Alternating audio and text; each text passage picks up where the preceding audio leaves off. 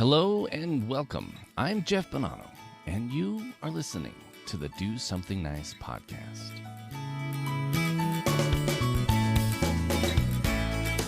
Do something. Something.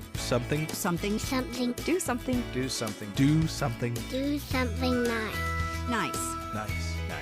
Do something nice. Do something nice. Do something nice. Do something nice.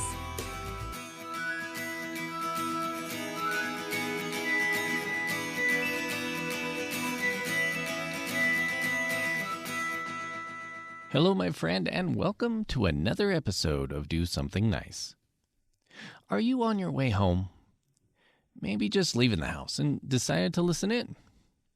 Whatever it is, I'm sure you would agree that at the end of the day, it really is just nice to relax and put your feet up, right?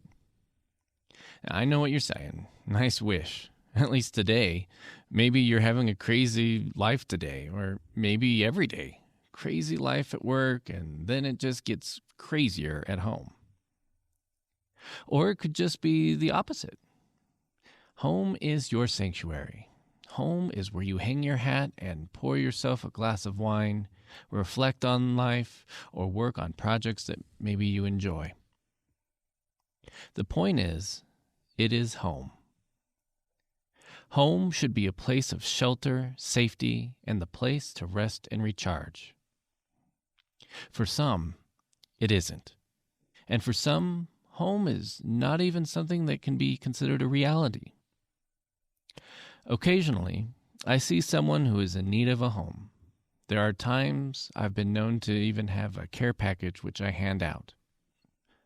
I also keep a few gift cards worth a meal or two at a local fast food place or grocery store, which I can use to hand out to those in need and could use a meal.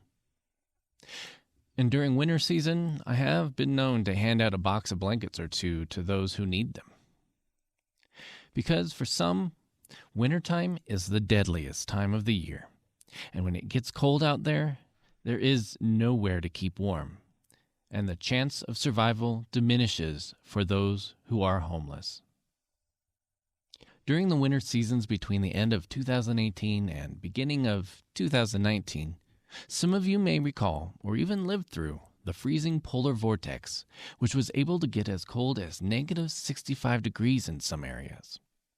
It's a semi-rare occasion which can happen in certain parts of the globe, where the climate in certain areas drastically change, and a vortex of cold air chills the area so bad that flights need to be canceled, train tracks have to be thawed out, schools get canceled, and you could get even frostbite in only 5 minutes or so. Needless to say, it's not a fun experience, and for those who have nowhere to stay warm, it will undoubtedly be deathly. Many cities struggle with this issue, and in Chicago, the issue was no different. Now, many cities have homeless camps that in many places are temporary tents or buildings that are designed to provide enough shelter from the cold to prevent hypothermia. And in Chicago, there were places that the homeless could go. Tents that were set up so that they could try to stay a little bit warm. But with how cold it was, they were struggling. And unfortunately, the propane tanks that were used also began to freeze because of how cold it was. This was an issue because it caused some of the tanks to rupture and explode. The fire department had no choice but to collect these tanks to possibly prevent up to 100 of these tanks from having a very large explosion. While this was a move that would save lives from a dangerous situation, it also created another problem. In short, it left many homeless without warm shelters. This is when a stranger took notice and wanted to do something about the homeless who were now forced to slowly roam through the freezing temperatures. This Arctic air was claiming victims, and so a stranger began paying for rooms at a hotel. It began with this person paying for about 20 hotel rooms at the Amber Inn located off of South Michigan Avenue in Chicago. And it led to friends helping by pitching in so this stranger could pay for more. This, in turn, led to approximately about 70 hotel rooms and over 100 people being saved and kept off the streets during these cold nights. Now, this stranger and friend's dedication to provide a place to stay for all these people cost over $12,000 and was able to provide shelter for those in need for several nights. So, who was this person? Well, while this person intended to stay anonymous, I do want to recognize the woman who tackled this operation. A huge thank you goes out to Candice Payne, a local real estate developer from Auburn, Gresham, who, with her business partner Armez Spearman, were able to provide this service to the homeless in need. According to Carlos Callahan, Candice's husband, this was personal and was not handled by any organization. Candice didn't care about how the homeless got into their situation. She just knew that she needed to help. Candice and her friends saved lives that moment. It was a bitter, cold situation, and she had the ability to make a difference.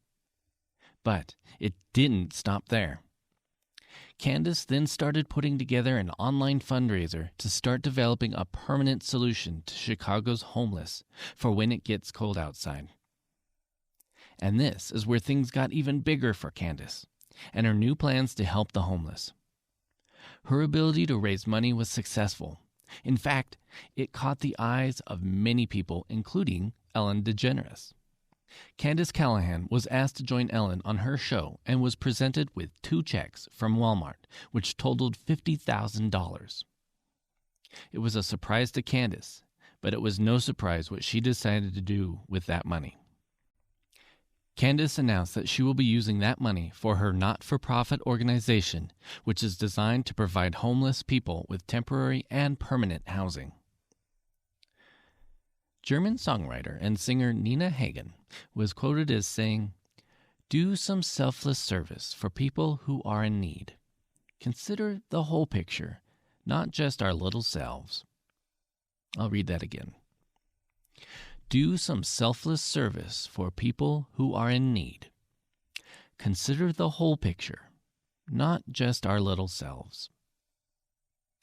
When you do a selfless service or act for those in need, you are changing the path for those you help. In Candice's situation, she changed the lives of over 100 people. And while you're not expected to do that for 100 people, maybe you can perform a selfless act on your own, which helps just at least one person.